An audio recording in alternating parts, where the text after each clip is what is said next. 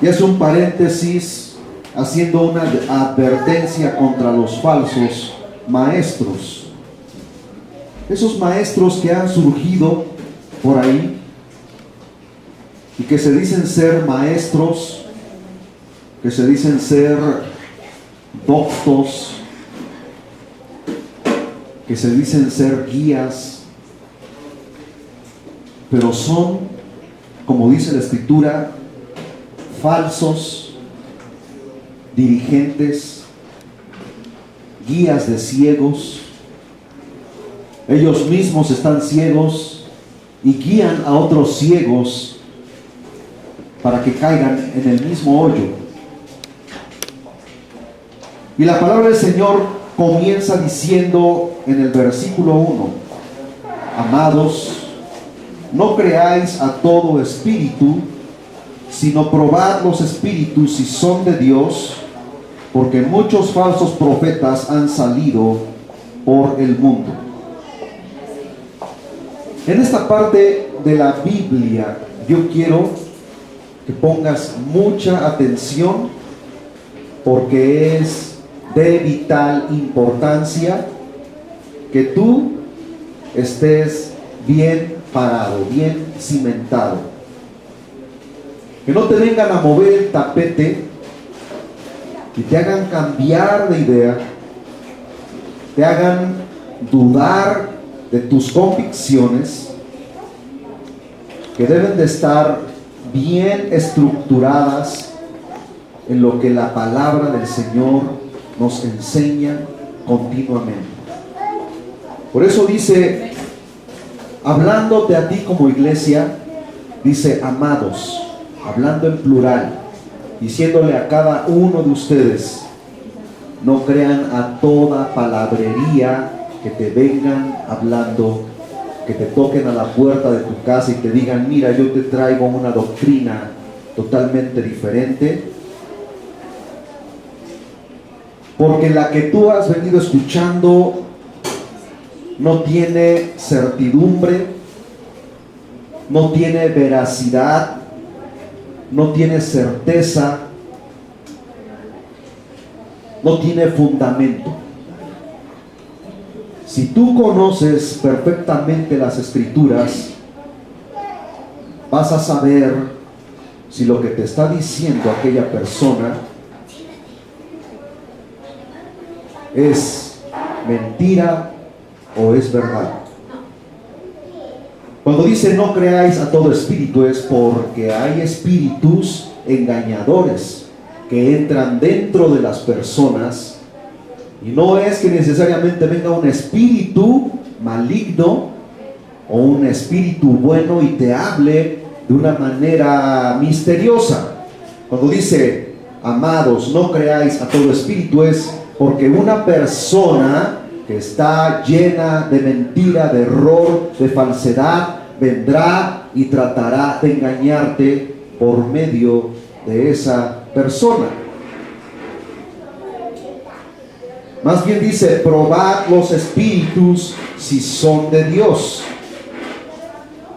¿Cómo puedes tú probar si lo que te está diciendo aquella persona es de Dios o no es de Dios? ¿Cómo puedes tú tener plena certidumbre de lo que te está diciendo aquel o aquella persona que viene con ese espíritu? Te puede estar diciendo la verdad. La palabra del Señor nos dice: escudriñad las Escrituras, porque a vosotros os parece que en ellas tenéis la vida eterna, y ellas son las que dan testimonio de mí, del Señor Jesús, del Padre. Dice: probad los espíritus si son de Dios, porque muchos falsos predicadores, falsos profetas, falsos ministradores han salido por el mundo. Cuando dice por el mundo, se está refiriendo en diferentes partes, no nada más aquí en esta colonia, no nada más aquí en esta ciudad de Puebla, sino en cualquier país del mundo. Es factible que una persona pueda ser engañada cuando no tiene el Espíritu de Dios. ¿Sí me están poniendo atención, hermanos? Yo quiero que por favor ustedes no se desenfoquen de lo que la palabra del Señor nos está diciendo en este momento. Si antes, en los tiempos de Pablo, en los tiempos de los discípulos, ya existían falsos predicadores, en este tiempo se han multiplicado, han proliferado. Y hoy en la mañana, analizando esta escritura, hermanos, lo puedo comparar como en un lugar inmundo, en una alcantarilla. ¿Qué es lo que hay en una alcantarilla? Hay suciedad, hay podredumbre. ¿Y qué es lo que sale de una alcantarilla? Cucarachas, ratones y cuánta inmundicia. Pero se reproducen en ese lugar y después salen a la superficie y se convierten en una plaga. Sé que algo que prolifera y que abunda y ha abundado en este tiempo es precisamente esa inmundicia de falsas doctrinas que son factibles, ¿verdad? Y que de llevar esa inmundicia de donde han salido, porque es precisamente inmundicia, es suciedad, no es palabra de Dios, y que fácilmente se infiltran en las casas y contaminan todo lo que encuentran.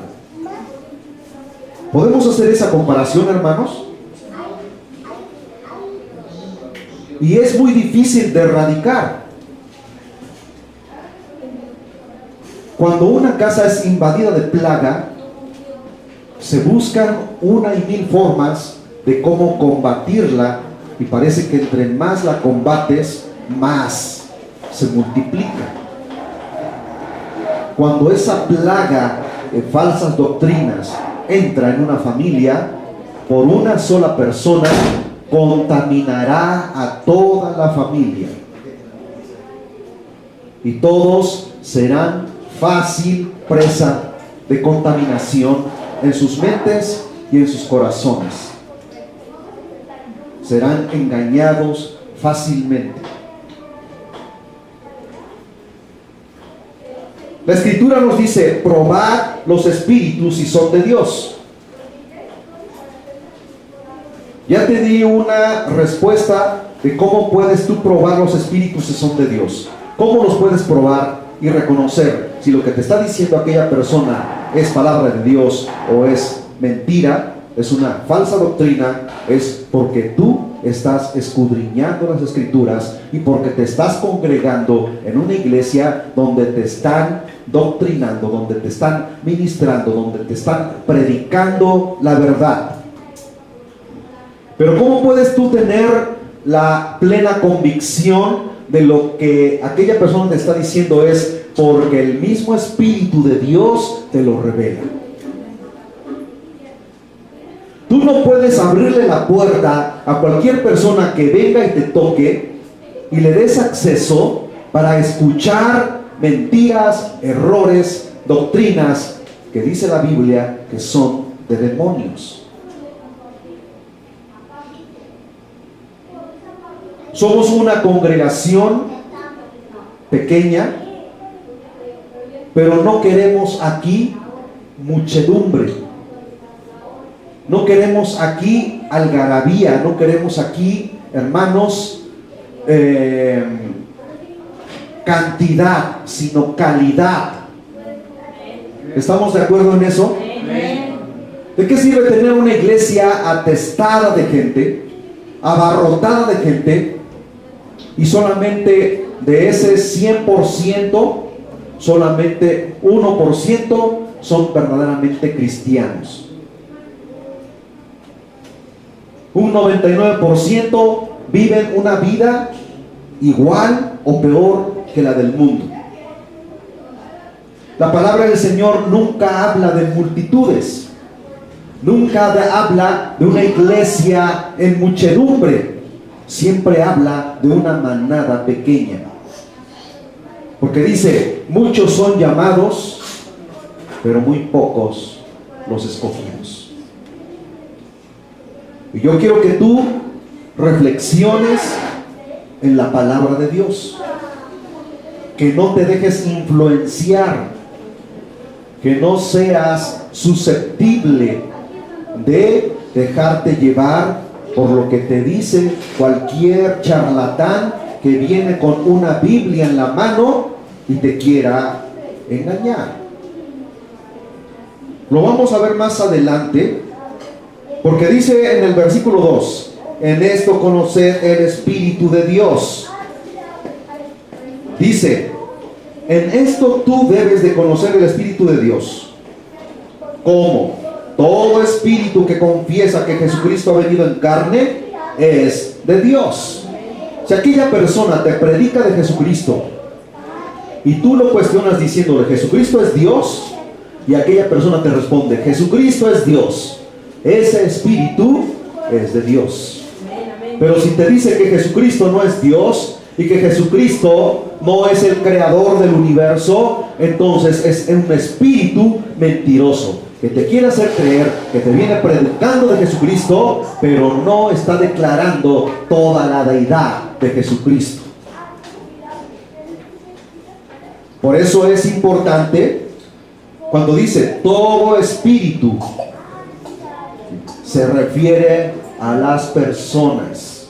Dice que confiesa que Jesucristo ha venido en carne es de Dios. ¿Por qué digo que todo es, cuando dice todo espíritu se está refiriendo a las personas? Porque en cada persona hay un espíritu. Sabemos que somos tripartitas o tripartitos: cuerpo, alma y espíritu. Y el espíritu es el que tiene esa comunión con el Espíritu Santo. Aparece aquí espíritu con E minúscula. No te está diciendo aquí que todo espíritu que confiesa, no aparece espíritu con E mayúscula. No te está diciendo que es el Espíritu Santo, está diciendo que es una persona que confiesa. Tú eres un espíritu, yo soy un espíritu, y cada uno de nosotros, con esa conexión que tenemos con el Espíritu Santo, nos revela verdad y sabemos quién es la verdad. Aleluya. Y en el versículo 3 dice, y todo espíritu que no confiesa que Jesucristo ha venido, o sea, toda persona que no confiesa que Jesucristo ha venido en carne, no es de Dios. Por ahí hay una secta que es común y muchas veces los vemos que andan caminando en la calle, y es factible que mencionemos a cada uno por su nombre. Unos se llaman testigos de Jehová y otros mormones. Los mormones te vienen predicando de Jesucristo, pero ellos no reconocen que Jesucristo es el Dios creador. Ellos no lo reconocen. Por ahí andan unas mujeres con unas sombrillas, con unas faldas hasta la punta de los pies, y que andan con Biblias en la mano y con los folletos de la atalaya, y te dicen que Jesucristo es el Hijo de Dios, pero no lo confiesan como Dios.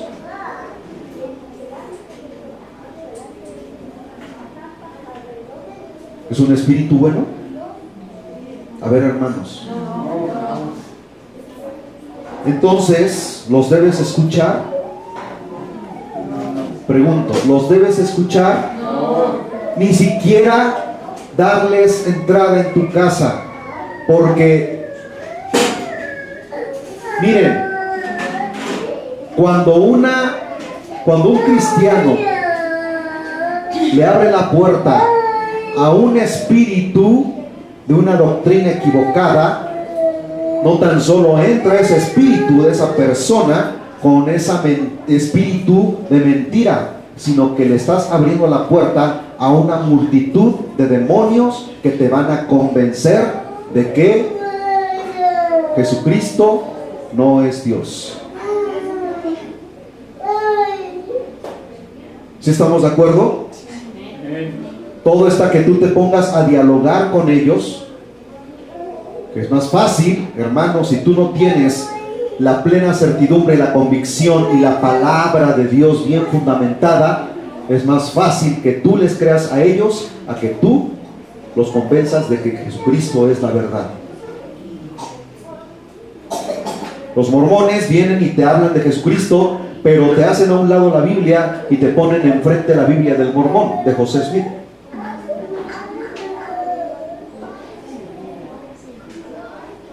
Los testigos de Jehová te vienen hablando de Jesucristo, pero ellos ni creen en el cielo, ni creen en el infierno, y mucho menos creen que el ser humano tenga alma.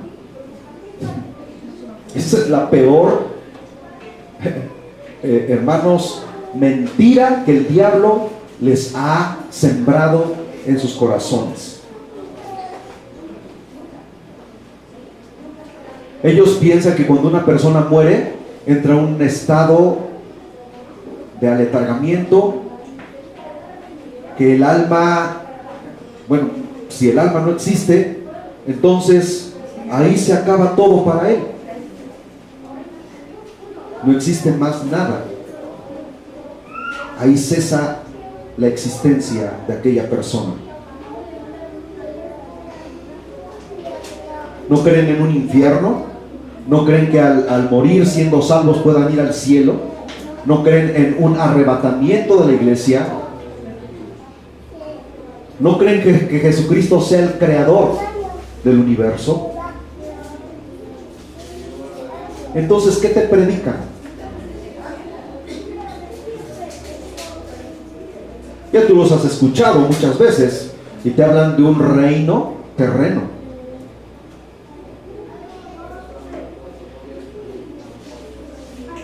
Pero la palabra del Señor nos dice, hermanos, que Él nos ha preparado mansiones. ¿En dónde? En el cielo. Y dice, y si yo preparara esos lugares, dice, vendré otra vez por ustedes y los llevaré a donde yo vivo. ¿A dónde vive Él? Ahora, quiero que por favor pongas mucha atención en lo que dice el versículo 3. Y todo espíritu que no confiesa que Jesucristo ha venido en carne no es de Dios. Y este es el espíritu del anticristo, el cual vosotros habéis oído que viene y que ahora ya está en el mundo. O sea, ese espíritu de doctrina que va en contra de la palabra de Dios ha existido desde tiempos inmemoriales, pero ahora aquí lo que nos dice la palabra del Señor revelado al apóstol Juan, dice, el cual vosotros habéis oído que viene y que ahora ya está en el mundo.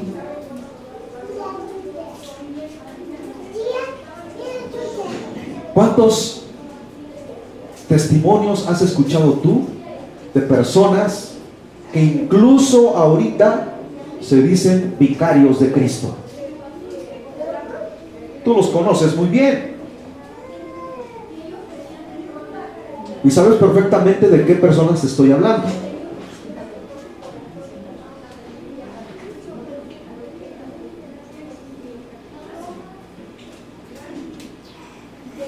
Pero en el versículo 4 dice, hijitos, escuchen esa terminología por favor. Está hablando a la iglesia y le está hablando con ternura, porque la está educando en la doctrina de la palabra.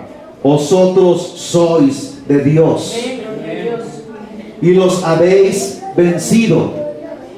¿A quiénes? a esos espíritus de mentira, porque mayor es el que está en vosotros que el que está en el mundo. ¿Cuál es el espíritu que mora en nosotros?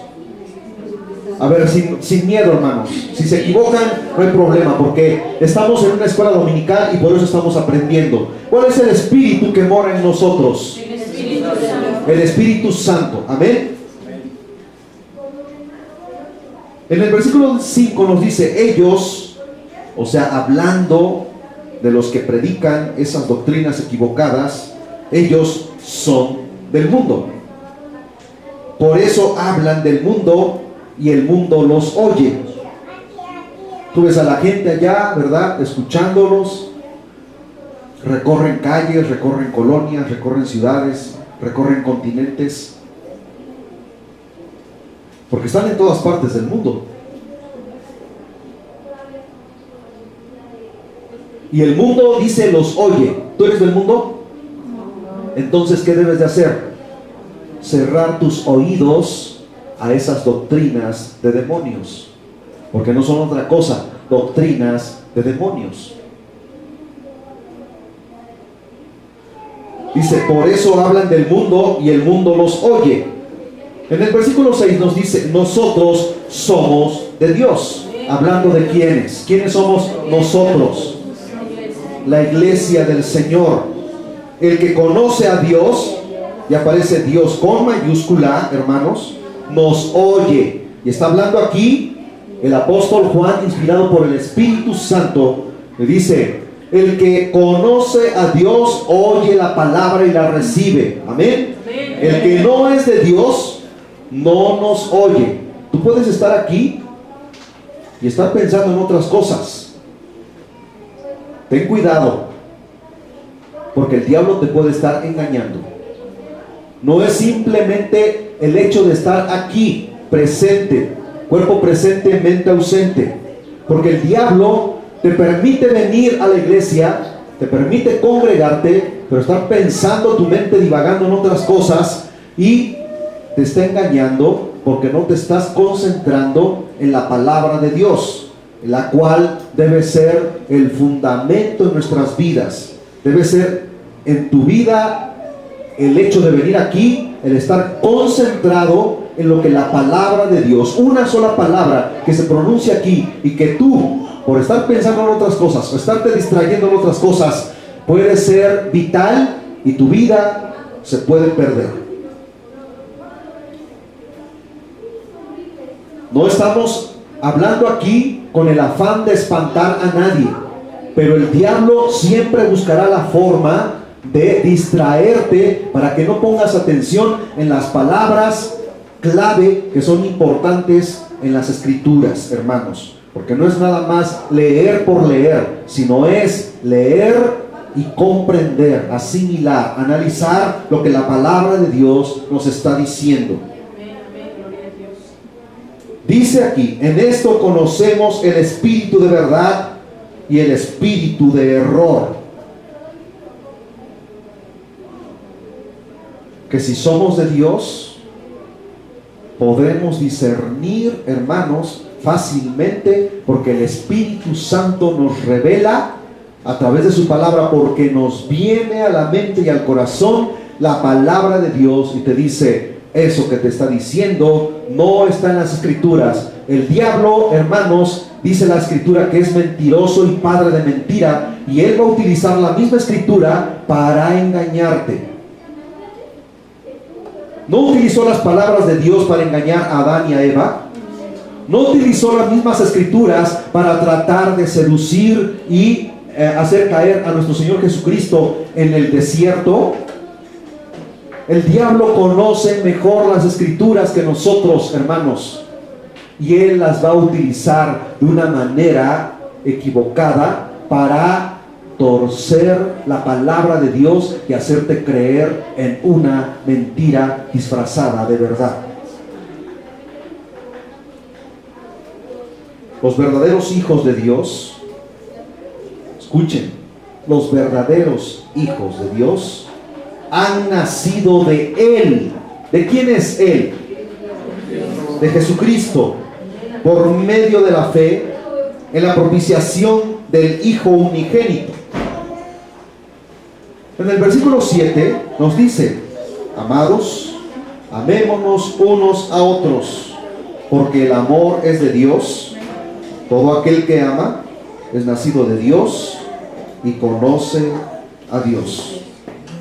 Si hay algo que debe aflorar en nuestras vidas, es ese amor. ¿Se acuerdan que hace algunas semanas atrás hablamos de los diferentes tipos de amor? ¿Cuál es el amor que debe imperar entre nosotros, hermanos?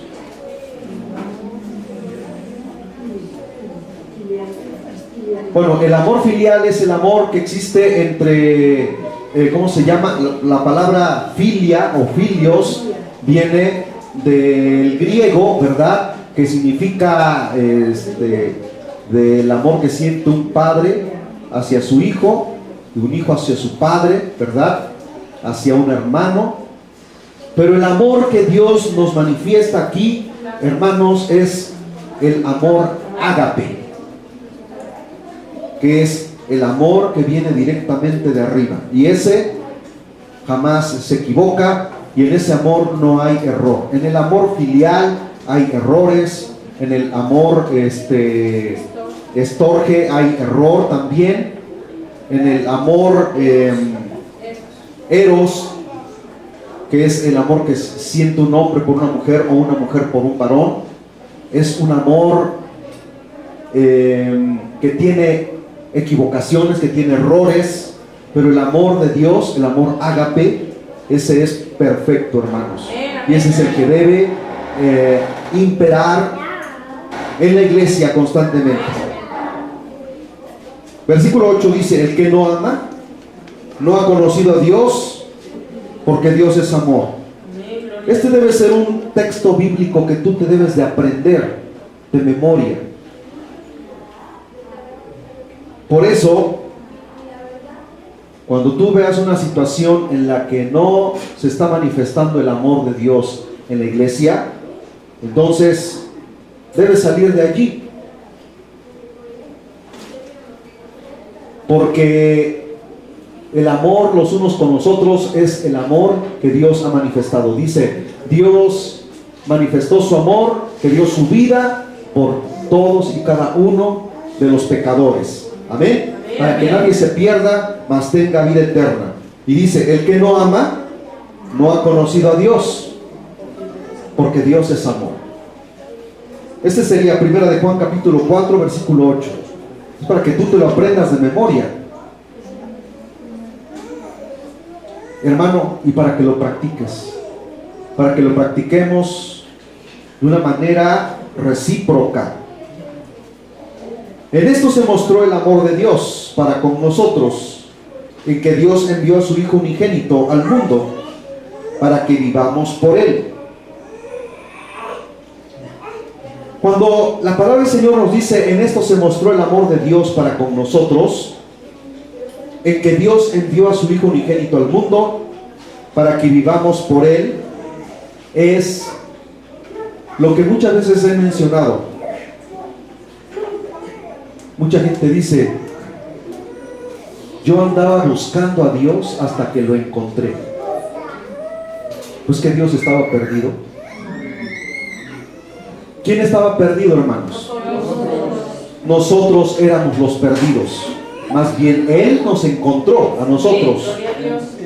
Por eso el amor de Dios se mostró de tal manera para con nosotros, en que su Hijo descendió, y siendo el Hijo unigénito, y vino al mundo para que por medio de Él podamos vivir. Amén. Para que por medio de Él seamos salvos.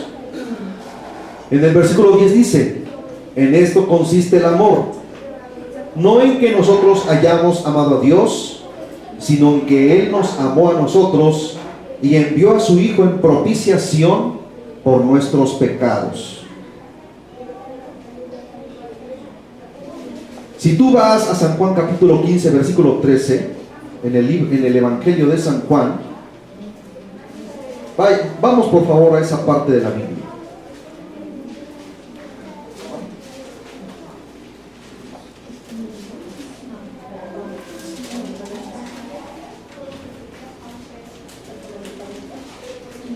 ¿Qué nos dice ahí, hermanos? ¿Ya lo encontraron? San Juan 15, versículo 13. Dice: nadie tiene mayor amor que este, que uno ponga su vida por sus amigos. ¿Quién tuvo ese amor incomparable? Jesucristo. Entonces, Él fue el único que nos pudo demostrar ese amor incondicional. No nos pide absolutamente nada. No te pide riquezas, no te pide bienes materiales. Lo único que Él pide de ti es que le entregues tu corazón, que le entregues tu vida entera y que le entregues todas tus cargas, todos tus pesares, para que Él te pueda hacer descansar. Amén. Amén, amén.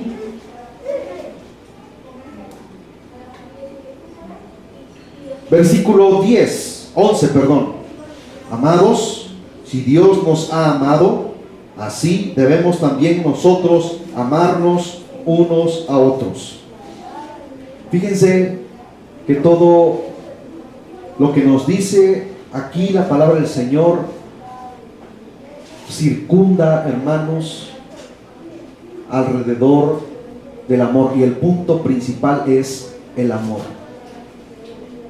Si en la iglesia no hay amor, hermanos, estamos perdiendo el tiempo. Debemos sentir compasión, ¿verdad? Debemos sentir esa necesidad de orar por las necesidades de la iglesia. Cuando alguien, hermanos, deja de asistir, tú no te haces el desentendido. Si no lo puedes ir a visitar, cada vez que doblas tus rodillas, pides por esa alma, porque es una oveja preciosa que se está saliendo del redil. Tú no te haces el desentendido y dices: pues a mí qué me importa, no me interesa su vida, yo sigo en el camino, los demás que se pierdan. Es así, hermanos, como manifestamos el amor. Tenemos que orar, y cada vez que doblas tus rodillas y ves que alguien ya no asiste, que ha dejado de asistir a la iglesia, entonces oras en una necesidad, en un clamor, en una petición por esas almas. Por eso nos dice: amados, si Dios nos ha amado, debemos también nosotros amarnos unos a otros. Aleluya. Versículo 12: nadie ha visto jamás a Dios. Si nos amamos unos a otros, Dios permanece en nosotros y su amor se ha perfeccionado en nosotros. Cuando nos dice aquí, hermanos, nadie ha visto jamás a Dios, se está refiriendo a que nadie ha visto jamás al Padre. Pero Jesucristo nos los ha dado a conocer a través de Él. Amén. Porque en otra parte, y no es que la palabra del Señor se contradiga, porque en una ocasión Felipe le dice a Jesús: Señor, muéstranos al Padre y nos basta. Y le dice: Felipe, el que me ha visto a mí, ha visto al Padre. Y tú has visto a Jesucristo por la fe. Amén.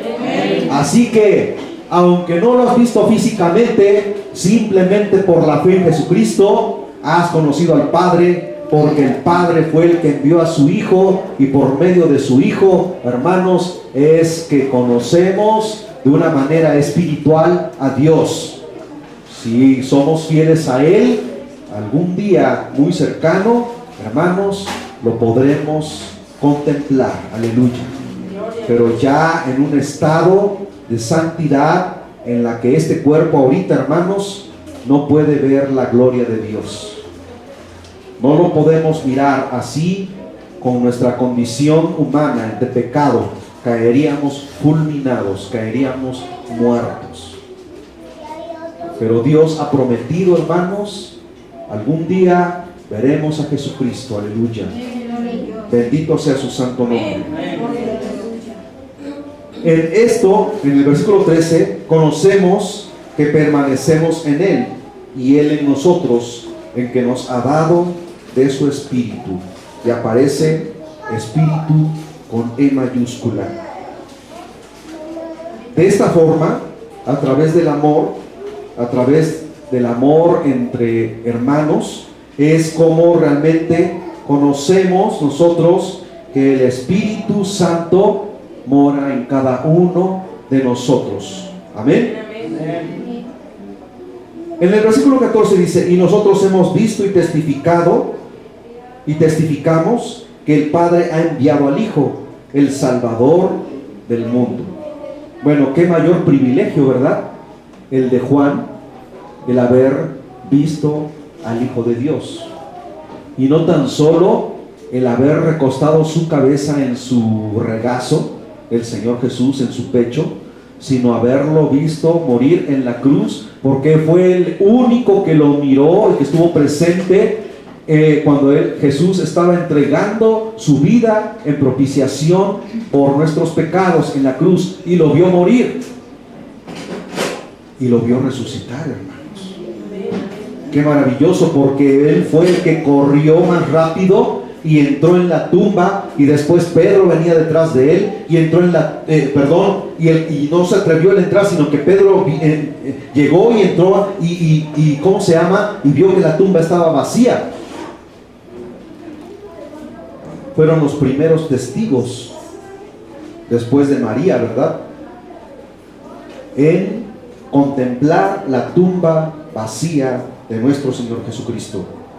Por eso, hermanos, nosotros, aunque Jesús murió en la cruz, no festejamos meramente esa condición de muerte, aunque Él murió en nuestro lugar, pero Él resucitó para también, hermanos, darnos una esperanza viva. Amén. Amén.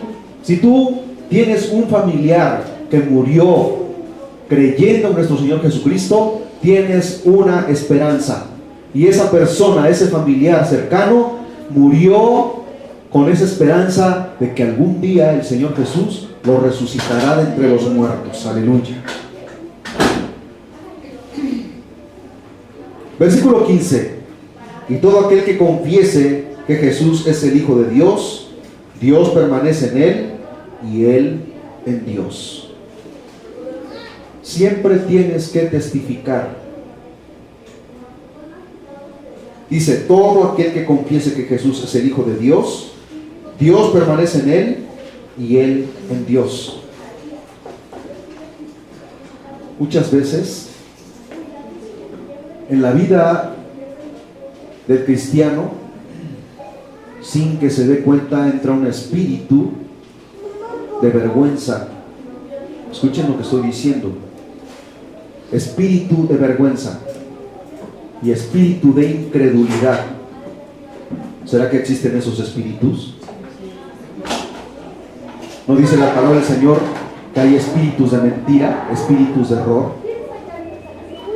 Pues también espíritus de vergüenza, porque muchas veces el cristiano se avergüenza de decir en la calle o en su trabajo o en donde sea, con sus familiares, con sus vecinos, que él es un hijo de Dios, aunque se burlen y aunque digan lo que quieran. Si tú te avergüenzas, entonces no eres hijo de Dios. Eso es lo que nos está diciendo aquí, hermanos. Volvámoslo a leer, por favor. Versículo 15. Todo aquel que confiese que Jesús es el Hijo de Dios, Dios permanece en él y él en Dios. Si tú en un momento dado te avergüenzas de decir quién eres, no eres hijo de Dios. No hay vuelta de hoja. No nos podemos engañar a nosotros mismos. Tenemos que ser, hermanos, de una sola línea.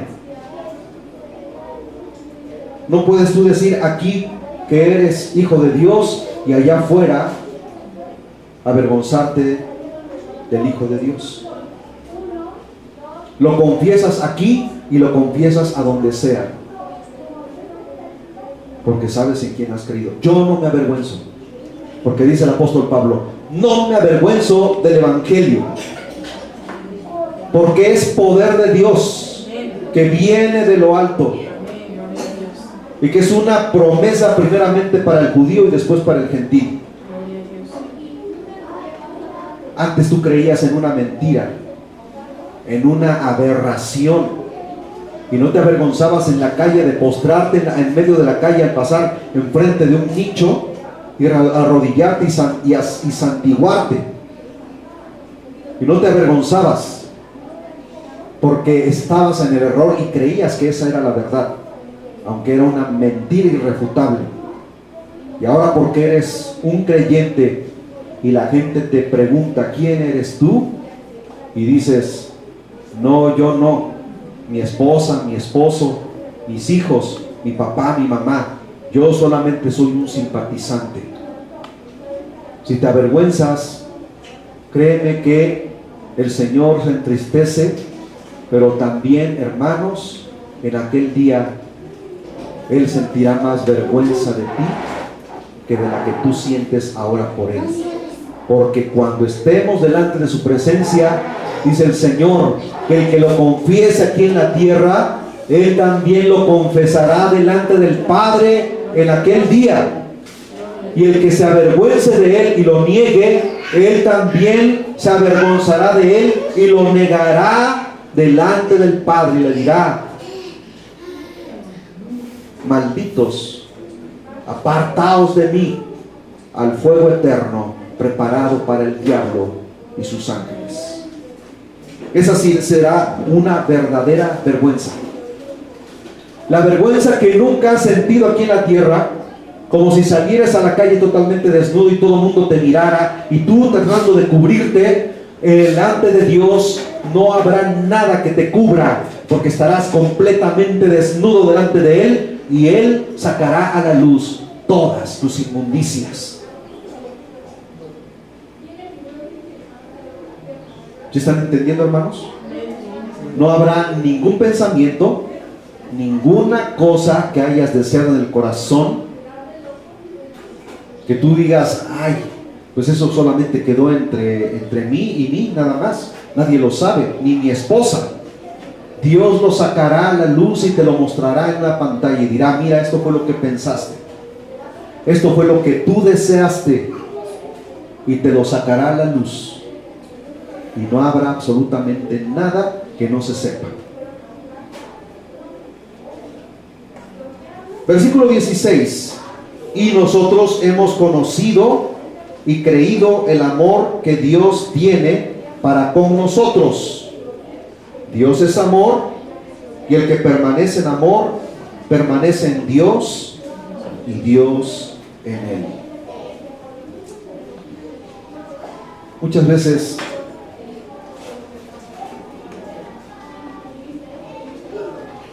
hemos vivido situaciones en las que no necesariamente un hermano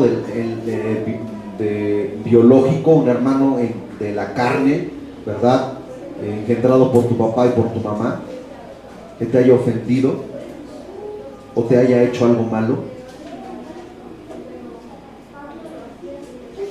Pero a veces, hermanos, duele más lo que te hace un hermano espiritual que un hermano en la carne. A veces es muy difícil perdonar.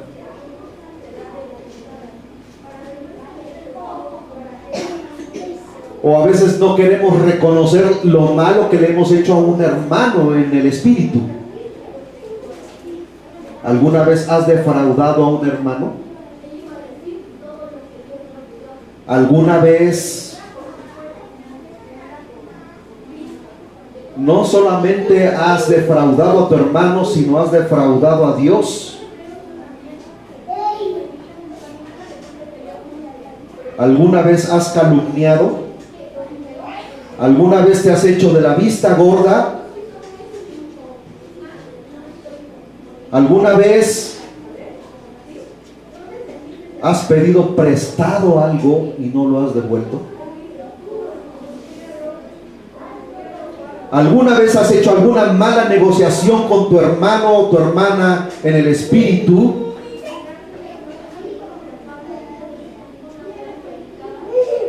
y no le has devuelto lo que le corresponde? ¿Alguna vez le has echado la culpa a otro o a otra por las cosas que tú hiciste y que no quieres asumir tu responsabilidad?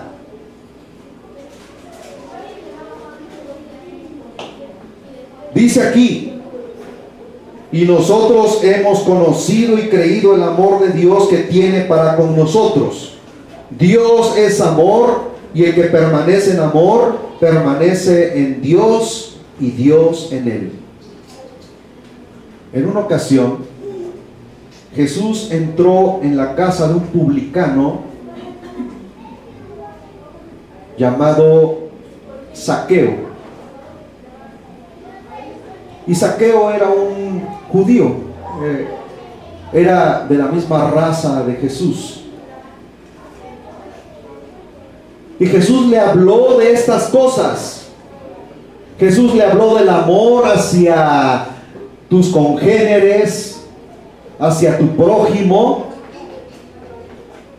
Y cuando Jesús entró a la casa de este hombre, Jesús le hizo ver sus errores, sus faltas, sus equivocaciones, sus pecados.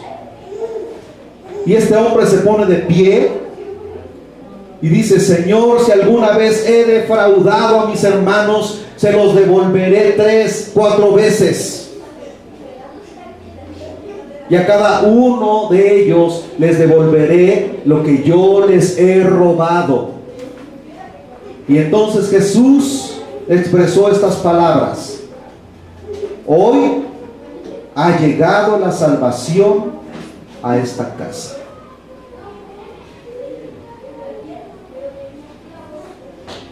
El amor de Dios, hermanos, no se reduce simplemente a decir: yo soy cristiano, yo me congrego en la iglesia, sino en cómo te comportas con cada uno de tus hermanos.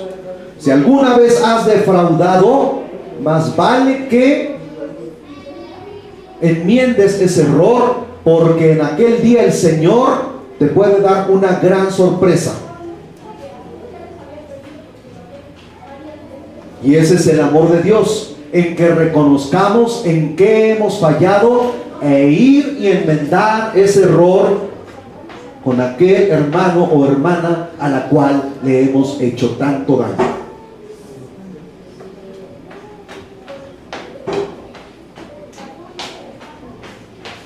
Versículo 17 dice: en esto se ha perfeccionado el amor en nosotros, para que tengamos confianza en el día del juicio. Tremendo, Lo volvemos a leer, hermanos. Dice: en esto se ha perfeccionado el amor en nosotros, para que tengamos confianza en el día del juicio, pues como Él es, así somos nosotros en este mundo. Él es perfecto y Él quiere que también nosotros seamos perfectos en medio de nuestros defectos, hermanos. ¿Cuál es la perfección que Dios busca? Que reconozcas tu error y que le pidas perdón a Él y a aquel que has ofendido. No se me distraigan, hermanos, por favor. Pónganme atención, porque esto es vital.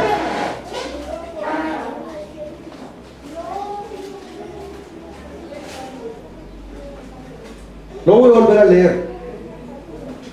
En esto se ha perfeccionado el amor en nosotros. ¿Por qué dice en esto se ha perfeccionado, hermanos? Quiere decir que en medio de nuestros defectos y de nuestras cualidades que, hermanos, están más que retorcidas, Dios busca que caminemos en línea recta, buscando esa perfección en Cristo Jesús, enmendando nuestros errores y reconociendo que cuando actuamos mal con alguno de los que han creído en el amor de Dios, de los que han creído en nuestro Señor Jesucristo, no tan solo has ofendido a tu hermano, primero has ofendido a Dios y tienes que pedirle perdón primero a Él y después ir con tu hermano y pedirle perdón. Con tu hermana y pedirle perdón.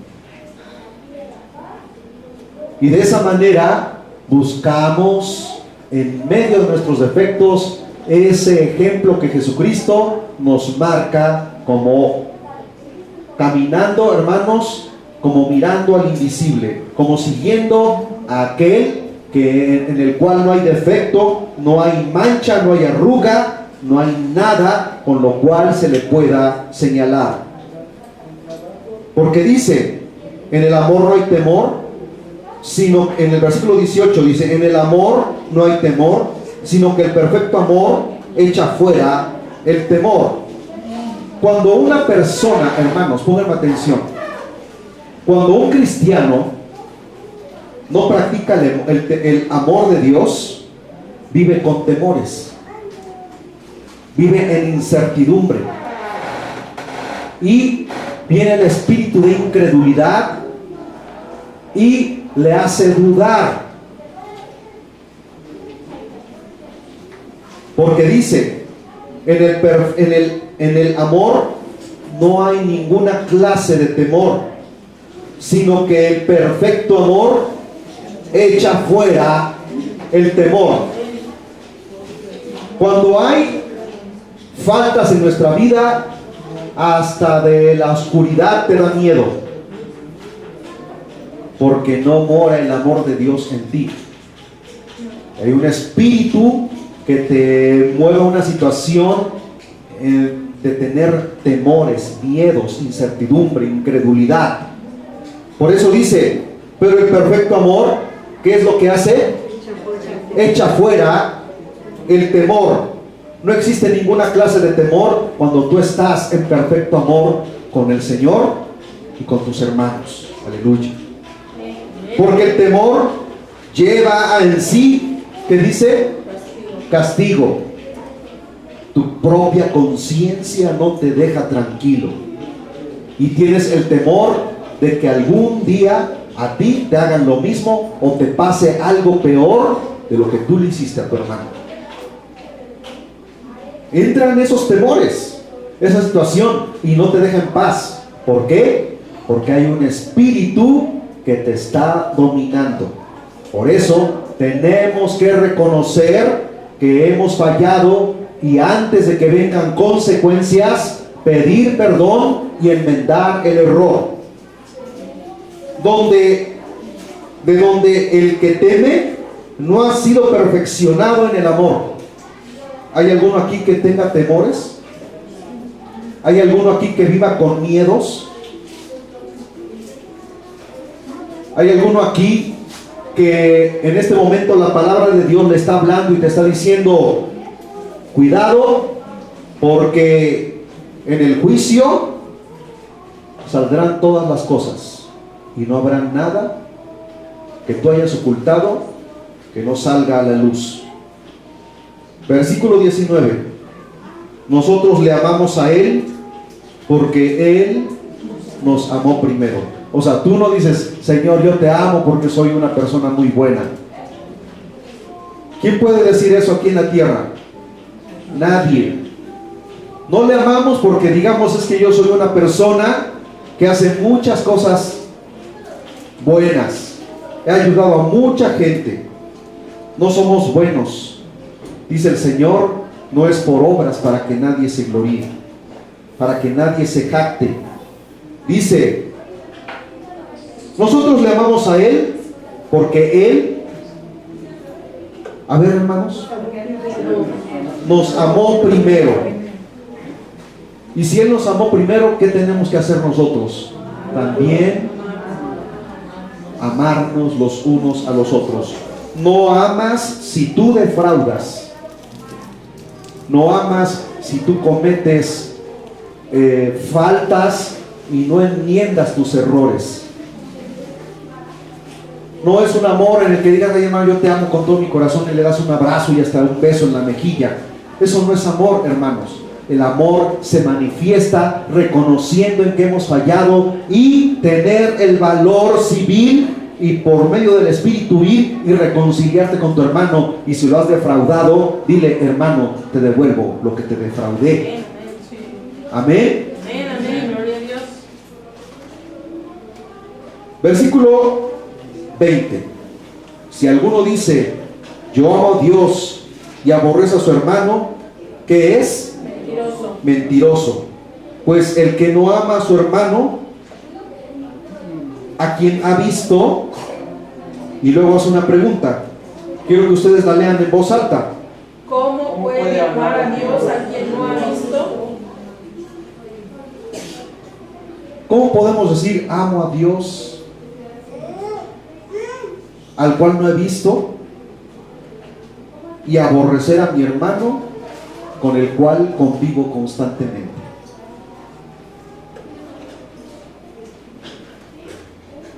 Ese no es amor. Esa es la mentira más grande que el diablo te ha sembrado en tu corazón. Y nosotros tenemos este mandamiento de Él: el que ama a Dios, ame también a su hermano. Amén, gloria a Dios. Es un amor, hermanos, incondicional.